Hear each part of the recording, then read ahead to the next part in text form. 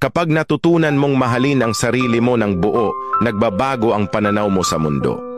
Hindi mo nahahabulin ang mga bagay na dati mong akalay makakapagbigay ng kasiyahan sa iyo, tulad ng atensyon, validation o pag-apruba ng iba. Sa halip, matututo kang magtiwala sa kakayahan mo, sa halaga mo bilang tao at sa mga prinsipyo mo sa buhay. Ang pagmamahal sa sarili ay hindi pagiging makasarili. Ito ay pagbuo ng mas matatag na pundasyon para sa sariling kaligayahan at kapayapaan.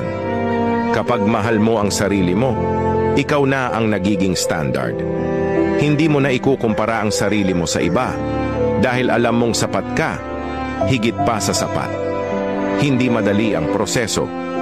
Darating ang mga araw na kukwestiyonin mo pa rin ang sarili mo. Pero sa bawat hakbang patungo sa sariling pagmamahal, unti-unting